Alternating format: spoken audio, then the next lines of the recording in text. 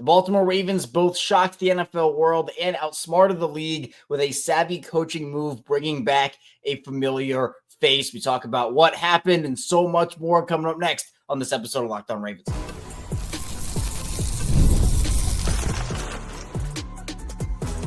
You are Locked On Ravens, your daily Baltimore Ravens podcast.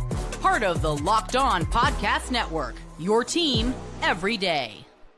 Welcome into another edition of Locked On Ravens, your daily Baltimore Ravens podcast. I'm your host, Kevin Oestreicher, Ravens Wire, here with you on the Locked On Podcast Network, your team every day. Thank you so much for being here on this midweek edition of Locked On Ravens and making us your first listen each and every single day and a part of your day in general. We're free and available for you on all podcasting platforms. That includes in video form on YouTube, where you can like and subscribe to the channel, and also in audio form where you can follow along and subscribe as well. We're a 5-day-a-week plus more daily Ravens content for you Monday through Friday. Plus, we have bonus episodes when we have more content to talk about. We go live after every single Ravens game, after every piece of Ravens big news, and we bring you all the Ravens coverage that you need right here on Locked On Ravens. Today's episode of Locked On Ravens is brought to you by PrizePicks. Go to prizepicks.com/LockedOnNFL and use code all lowercase LockedOnNFL to win $50 instantly when you play $5. A familiar face back in Baltimore announced late last night, or I guess later in the evening last night, kind of shocking everybody, shocking the NFL world that this guy was even in the market for coaching, although you could tell from his passion that he, loves the game of football still, and I'm sure wants to be around it. And now is back in Baltimore, and that is Chuck Pagano, the Ravens' former defensive coordinator, is brought back on. The team announced as their senior secondary coach. It's a really cool story. I mean, Chuck Pagano obviously was the defensive coordinator in Baltimore for just one season. He didn't have a long stay in Baltimore. He obviously went on to be the coach of the Colts after his one season with the Ravens, because that defense in 2011 was absolutely incredible. Just for taking a ride back in history, that was the number 2 rushing defense in the league that year, was the number 3 passing defense in the league that season. They were number 3 in yards, number 3 in points. It was unbelievable. So he deservedly got that job from the Colts, and he was there for a while. He was there for 6 years and made an impact on that team. Had some good years in Indianapolis. After the Indianapolis thing didn't work out anymore, he went to Chicago for a couple of seasons, but then retired after the 2020 season and was kind of done with it all. So now that he's back in football, it gives the Ravens a veteran coach, someone who can work in tandem with the rest of the coaching staff, including Zach Orr, who now has 2 former Ravens defensive coordinators on that staff in Dean Pease, who's going to take, I think it was made pretty clear, Dean Pease will take a tiny step back to still have a role. And then obviously now Chuck Pagano. And obviously Chuck is a super inspiring story as well, with his battle that he had to go through. And obviously the whole NFL world was rooting for him. And it was a really scary situation because he was diagnosed with leukemia in September of 2012. That was obviously during his first year with the Colts as a head coach there. And he ended up going into remission after 3 months of treatment. He made his return to the sidelines, but obviously that was a very scary thing and a very inspiring story for Chuck Pagano, who is a great football mind. I think he's a great person overall. I've never had the pleasure of meeting or talking to Chuck, but from what everybody says about him, and the Ravens released a statement as this hire was announced, saying it is exciting to add Coach Chuck Pagano to our defensive staff and continue to develop and grow our young, talented secondary. Chuck brings a wealth of knowledge, experience, and coaching talent to our team. He has deep ties to the program and is excited to get to work. So I am thrilled. I'm sure John Harbaugh had a lot to do with prying Chuck Pagano away. And look, Chuck was really widely respected. I mean, he obviously has been for a while now, but he's been on the Pat McAfee show for a little bit now. And look, he talked about this Ravens defense on the Pat McAfee show after their win against Houston on Christmas. And he said he was glowing about it, talked about all the changes that they made and talked about how things were turning around. And really, it felt like from that clip and a bunch of other clips that he's had talking about Baltimore, that he is bought in. And now he is a member of that staff. And again, it's like, however Chuck got pried out of retirement from John Harbaugh, from Eric DeCosta, Steve Bisciotti, whoever, I want to know, first of all, how it happened. And I'm thrilled that it did. I think the overall sentiment of the fan base right now and the overall feeling of the fan base is this is a very good hire. Is this the Ravens are winning the Super Bowl type hire? Of course, I'm not going to put that level of expectation on this, but to the point of the Ravens statement there, the young and talented secondary, now Chuck can work with guys like Marlon Humphrey and try to mold Nate Wiggins and Kyle Hamilton and some of those other guys on that defensive secondary level, because we saw that unit, once they made the necessary changes, something that Pagano talked about, they found their stride. Pagano made a very big point of talking about Kyle Hamilton and Marlon Humphrey and how their roles have changed and probably will continue to change, in my opinion, here. But to me, the big thing is Pagano is such a well-respected mind throughout the league, and the Ravens were able to get him. I mean, I'm not sure that teams thought that he was ever going to come out of retirement. And again, however this happened, if John Harbaugh just called him up and said, hey, Chuck, you want to, there's a spot on the staff for you. Do you want it? And Chuck was like, okay, let's go. Let's talk about this thing. Maybe Chuck called John and was like, hey, I got that itch back. I want to coach again. Whatever happened, I don't know that the league thought Chuck was available. The services were available, because I think that he would probably be a very widely wanted coach. And obviously, being a senior secondary coach, he's going to be able to have a certain hands-on role, be able to work with guys, work on technique, work on them seeing the game from a different perspective. But it's also bringing back coaches from a different time of Ravens football, from those defenses that had Ray Lewis, Ed Reed, Terrell Suggs on them. It's been a while since those guys have been on the Ravens. It feels like yesterday. It also feels like forever since those guys were members of Baltimore's defense. that physical bully ball style defense. And while the Ravens do exhibit tendencies, I mean, look, Ray Lewis is not walking through that door. Ed Reed's not walking through that door. Maybe as coaches one day, who knows? I think he can get back to some of that old school mentality with Chuck Pagano defensively on this staff. And that to me is what I love, because there have been moments throughout, you can go far back however much you want to.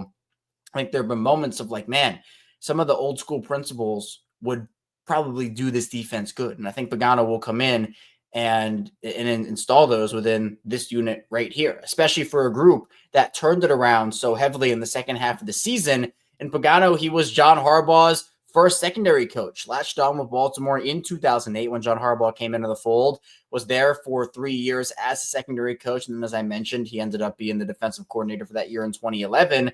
So there is that connection. There is the Harbaugh connection there. And I think the phrase is, if you're a family friend of John Harbaugh, if you're friends with the Harbaugh family, that they're going to look out for you, and there's going to be a spot somewhere. And that rings true. And you know what? If the Ravens are getting the band back together, all defensive coordinators, I guess Baltimore will bring back, obviously they're not bringing back Mike McDonald. That'd be next on my wish list, but he's having a time over there in Seattle. Maybe Rex Ryan comes in, maybe he does something. Don Martindale the next one? Or just we're having a whole reunion of Ravens defensive coordinators in 2025. That would be something, but two of them on this staff. And plus, I think it is, again, another sounding board for Zach Orr. That's another reason I love this move, because Dean Pease came in the middle of the year last year, and I think really helped. I don't want to say calm Zach Orr down, but I think helped him kind of gather everything, every perspective. It does not hurt to have perspective of a successful coach who has been there at multiple levels, who has not only defensive coordinator experience in that organization, but head coaching experience. That's a big deal. So again, when you look at the moves the Ravens will make this offseason, this will probably be one of those where it's just like, oh, okay, that's cool. But it also is big because Baltimore is not going to necessarily lose a bunch of coaches this offseason. At least it's not looking that way. Todd Monken signed an extension, or at least they're finalizing that still. And, you're bringing in Chuck Pagano. You move on from the inside linebacker coach. But it's not like last year where you lost coach after coach after coach.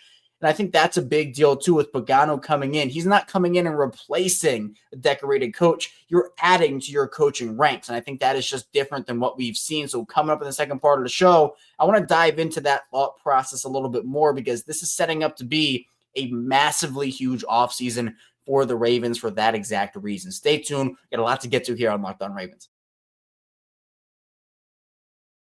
First, this show was brought to you by PrizePicks. The big game is almost here, and there's no better way to make it even more exciting than with PrizePicks, the best place for daily fantasy sports. With over 10 million members and billions in winnings awarded, PrizePicks makes it fun and simple to get in on the action. Here's how it works. You pick more or less on at least 2-player projections, and if you're right, you can win up to 1,000 times your cash. PrizePicks even has a free pick for the big game, where one of the starting quarterbacks only needs to throw 1 yard to win. Pair that with one more correct pick, and you're cashing out. And for this week, I'm looking at the board and selecting more for Travis Kelce on receiving yards in the Super Bowl and more for Patrick Mahomes passing yardage. And again, Super Bowl coming up soon. What I love the most is fast, safe withdrawals. When I win, my cash is in my account in as little as 15 minutes. Check out the promos tab to tail any of the super sweet Millie winners big game lineups. If you tail a lineup to go 3 for 3, you can win a split of $1 million in promo funds. Download the app today. Use code LOCKEDONNFL to get $50 instantly after you play your first $5 lineup. That's code LOCKEDONNFL for $50 instantly after you play your first $5 lineup. PrizePicks, run your game. Back here on Locked On Ravens, our second segment of our Wednesday edition show this week. Kevin Oestreicher still here with you. Off-season mode. Unfortunately, we're not gearing up for the Super Bowl here in Baltimore. Hopefully, we will be doing that next year, but we have a long way to go for that. And off-season wise, all off-season long, we are here for you Monday through Friday, just like we are during the regular season. So hit that like and subscribe button, video form, audio form. Tell a friend, tell a family member as well. I know social media is how you spread the word these days, right? But word of mouth still very, very, very important. But talked about Chuck Pagano back with Baltimore as a senior secondary coach. I believe this is a great hire. Might go under the radar. It's not the biggest move in the world, but I do think it could have a big impact on how not only the Ravens play defense next season and continue to build off what we saw at the end of last year, I guess this past year, but also how guys get developed, such as Nate Wiggins and Kyle Hamilton, like we talked about. And Pat McAfee, obviously Chuck Pagano doing some work over on the Pat McAfee show. Pat McAfee was over the moon for Chuck Pagano. He said, so happy for Chuck Pagano. Congrats to Chuck into Baltimore. A great team guy is headed back to the Ravens. And Pat McAfee's had guys like Bill Belichick, Michael Lombardi, and he said, I try and bring football guys on the show, legitimate folks who love ball and love chatting about it. With actual football guys, the game is always calling with Michael Lombardi, Bill Belichick, now Chuck Pagano, NFL. Getting back into the sport is truly wonderful. I feel lucky that we got to help them scratch that team itch for a bit. I'm excited to watch them all do great things next year. Good luck, gentlemen. Just an incredible message there because truly, Pagano retires, and the Ravens have brought guys back out of retirement multiple times here for their coaching staff. And part of that is just, the guys, these coaches sometimes lose their itch or it doesn't go well. And they're like, you know what? I just need a break, or I don't want to do this anymore. And then a couple of years go by and they're like, wait a second, I still love this game. And it feels like that might have been what happened here, where Pagano talking about football on the Pat McAfee show and John Harbaugh, obviously the Ravens organization, there was always going to be a spot if Pagano wanted it felt like. And here we are. I don't think a lot of people expected this. And I think that's why it kind of shocked the NFL world, because it's like, whoa, wait, Chuck Pagano wants to coach again. Hold on. That's great. But where did this come from? And then the NFL, their teams were like, wait, he was he was ready. He was going to coach. And again, it's not like Chuck would have gone anywhere. I feel like it had to be a very special situation, a very special set of circumstances. And that's what we saw here.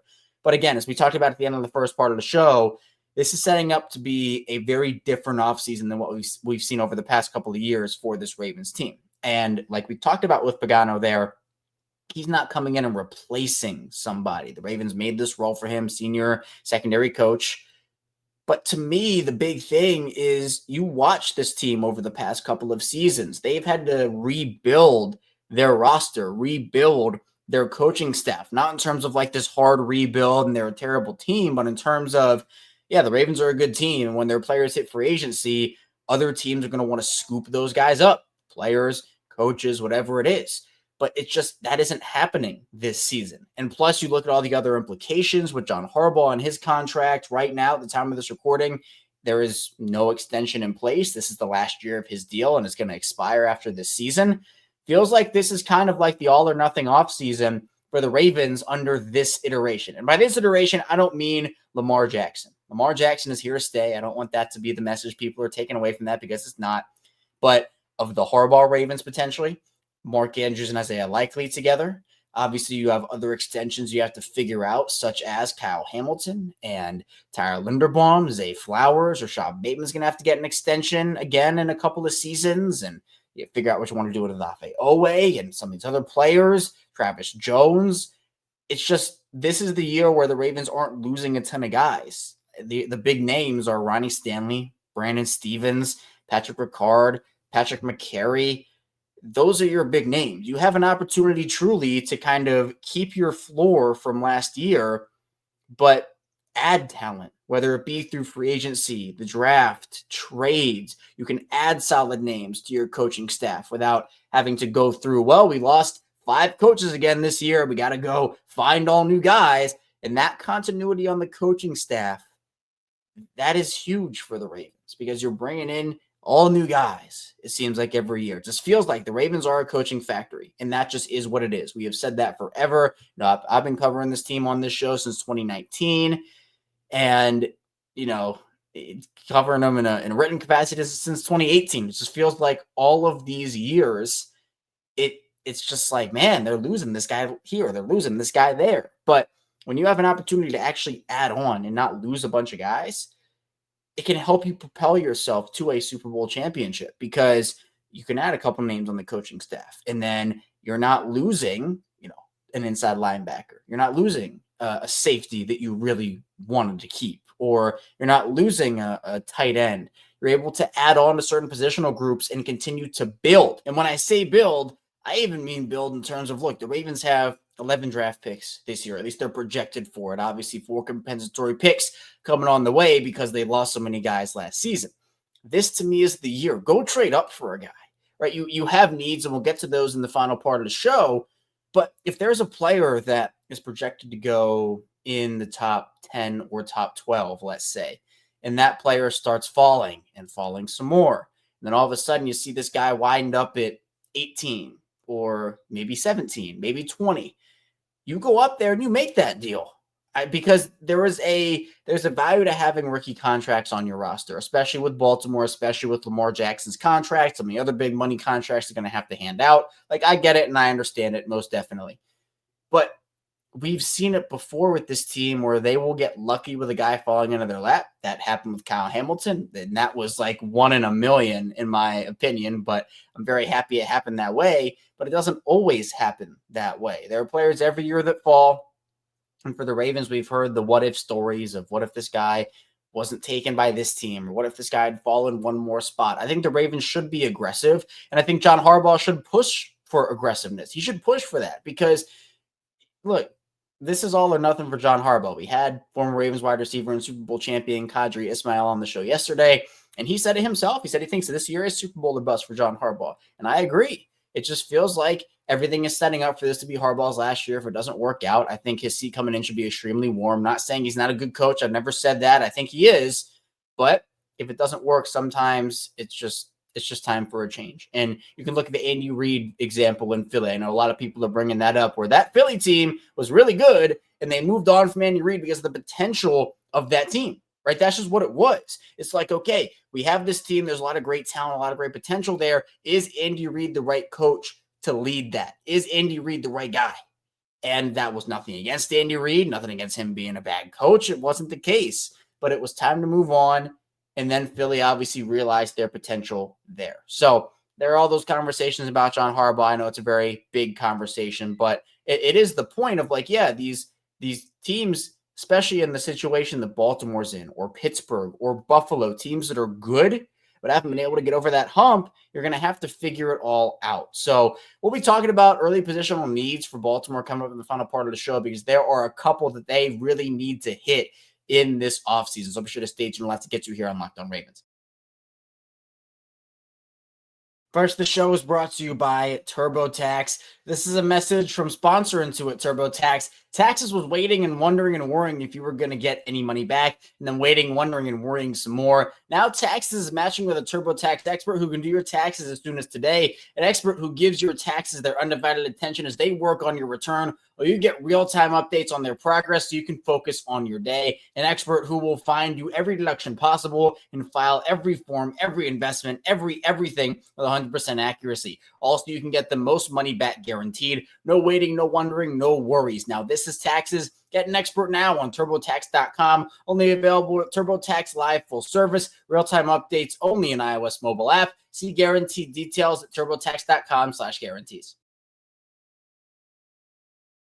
We're back here on Locked On Ravens. Kevin Oestreicher still hanging out with you here. Wednesday edition, rocking through the week and enjoying talking Ravens, even though their season is over. It's always fun during the year, and it was a great year here for me on Locked On Ravens and for the Ravens in general. I know playoff success-wise wasn't what anybody wanted to see, and definitely a disappointing season in that regard, but man, it was great to see the strides that the team took. And again, as we've talked about throughout this show, they need to continue to build on that. They have to continue to grow. If they don't grow, it's going to get dicey in terms of just what this team looks like moving forward, because we're not here for wild card wins and divisional round losses, right? We're here for Super Bowls, and Lamar Jackson is here for Super Bowls. That should be the standard. And unfortunately, that has not been reached yet. But they have an opportunity to build and to add, as we talked about. And I think just running through positional needs, and this is not the last time we're going to have this conversation. This is going to be a recurring theme here on this show. We're going to talk about positional needs. I just want to get ahead of it early here and talk about early position needs for what this team has right now. Quarterback, obviously, there's no need for a starter. You can make an argument for a backup, though. I feel like Baltimore could be in the market for a backup quarterback, maybe a high-level one, whether they want to dip into that quarterback market in free agency or maybe take a mid-round quarterback to be Lamar Jackson's backup of the future. I don't know what they would do there. So, obviously, Lamar's the quarterback for the future for this team. There's no doubt about it. But backup-wise, Josh Johnson is definitely not the answer long-term. And Devin Leary, I don't feel like he's the answer either. Running back, there's not really a need there. This is a great running back draft class. And of course, we'll get into draft content coming up soon on Locked On Ravens here. But you have Derrick Henry, Justice Hill, and Keaton Mitchell, and Rasheen Ali. That's 4 guys. I don't think Baltimore's going to make a huge investment in the running back position this year. I feel like that is a next year thing once Derrick Henry ends up leaving. And part of it is just roster semantics, right? You can't have 5 running backs on the roster unless you want to cut Ali and then have 4. But then do you make Keaton inactive again for another year? I think Keaton would he's going to benefit from having the year that he had last season, working back into football shape, gaining confidence in himself again. I think next year is going to be great for Keaton. So I just don't see running back as a big position in need, even though, again, there are a lot of good running backs in this draft class. Fullback, actually, they could be in the market. I don't think they will be. I think they'll bring back Patrick Ricard, but right now he's a free agent, so I guess technically a position in need, but I think it won't be one for long. Wide receiver is a need for me. It is. You have Zay Flowers, you have Rashod Bateman, and then you have nothing else. Tez Walker's a nice potential guy for a second season, but I think you have to bring in a veteran third guy that is not Deontay Johnson, obviously, and then I would probably go 1 free agent and 1 guy in the draft, whether that is a high round pick or a mid round pick, whatever it may be, and then probably bring back Tylan Wallace. I think that's what you do. So you have 4 guys returning in Bateman and Flowers and Wallace and Tez Walker, and then you have the extra 2, 1 veteran and 1 draft pick. That's where I'd go there. Tight end, no position in need. Nothing to talk about there. We can move on from that. Offensive line, big position in need. They need a left tackle, whether that's Ronnie Stanley, whether they move Roger Rosengarten over there. If they move Rosengarten over there, you need a right tackle. I think you're looking at 2 new guards potentially. I think Falele, honestly, just my prediction here, I think Falele will start for them again next year. Now, is that what I would do? Personally, I'd probably go out and try to look for an upgrade, but I did see strides from Falele. It's just like, is it enough long-term to have him there? Patrick McCarry's a free agent. Obviously, I think they definitely look to upgrade that left guard spot, which they most definitely should. So you're looking at probably at least 1 new starter, if not 2 or 3. Offensive line is going to be a big conversation for this team during this entire offseason. On the defensive line, I'd probably start looking at options. Michael Pierce probably doesn't have that much longer left in the league. Neither does Brent Urban, and he's a free agent. So we'll kind of see how that works out. But you know, there's a lot to look at when you're talking about the defensive line, because Matabike is going to be there. Travis Jones is going to be a free agent in a few years. So you want to be able to figure out, I guess, no, he's a free agent next year with Isaiah Likely in that class. So you're going to want to figure out what his long-term future looks like. Broderick Washington has been pretty underwhelming since signing that extension. So I definitely think Baltimore will look to upgrade there. And then obviously at the edge rusher position, they need a game changer, but it's very rare that you find one of those guys. I mean, you could trade up for a guy. Abu Carter's not going to be there, by the way. Just letting everybody know he's going to go very, very, very early, not in the Ravens trade up range. But is there a guy that is falling that you can take in the draft? Does Khalil Mack solve that issue for Baltimore? I don't know. But edge rusher, it is a position of need. You do have Owe and Van Noy there. But other than that, I think you do need a quality guy to rotate in with those two players. Inside linebacker, you're definitely looking at something if Trenton Simpson can't pan out. And again, you can't go into the year, I feel like, with what happened to Simpson last year without that insurance option. Chris Board was, I think, pretty good and kind of spot starting there. Malik Harrison had an up and down season. I know a lot of people are lower on him than maybe the organization is, but I think you probably do have to look at bringing in a vet. And that doesn't mean investing all this money in the position, but like figuring out who's going to play next to Roquan. Because if Simpson can't do it, then you need to have someone else. And I think you have to have a better player than Chris Board there. Corner is going to be big too. Obviously, Brandon Stevens, in my opinion, is not going to return. Obviously, it doesn't mean he's going to or not going to, but that's just my prediction. Ravens love their 3-corner rotations on the outside, plus having a guy in the slot. So I think they're going to look to upgrade that, whether it is in the draft or through free agency, maybe a trade. Jair Alexander, if you've been listening to me on Locked On Ravens for years, you know that Jair Alexander has been my number one target for this team, really since I started the show. And I would love for him to be a member of the Ravens. But we'll see how that works out. Corner, though, I still think is a need. And then safety, obviously, as well. Eric DeCosta made it clear that both safety and offensive line were two of the key positional needs Baltimore was going to have to look at. Marcus Williams not going to be on the team. Eddie Jackson is gone. They're going to need to look at it. Darius Washington's a restricted free agent. He will be back unless something crazy happens. You have Kyle Hamilton there, which is great. But I think it's just kind of like a third safety. You have to address that position as well. So that's what it is for positional needs. And I'll throw one more in there because John Harbaugh and Eric DeCosta talked about this too. Punt returner. They need to figure something out of punt returner. It's not been the same since Jacoby Jones left. Rest in peace, Jacoby. It hasn't been the same. They've cycled through guys. They've had moments of like Cyrus Jones and a couple other, Tyler Wallace had the big return, but Wallace didn't work out a punt returner this year. Deontay Hardy was injured for most of the year and wasn't great in his action. I mean, they need to find returners. They haven't had that, and that's a big aspect of football. They need to find a punt returner, need to get special teams going there. I think that's a really important aspect of this whole conversation as well. That's all I have for you here today, though, on Locked On Ravens. Thank you so much for tuning into the show. On the way out, hit that like and subscribe button in video form and follow along in audio form for 5 days a week plus more of daily Ravens coverage. Coming up tomorrow, of course, there's more Ravens football talk here on the show, so be sure to stay tuned. I'll see you right back here tomorrow on Locked On Ravens.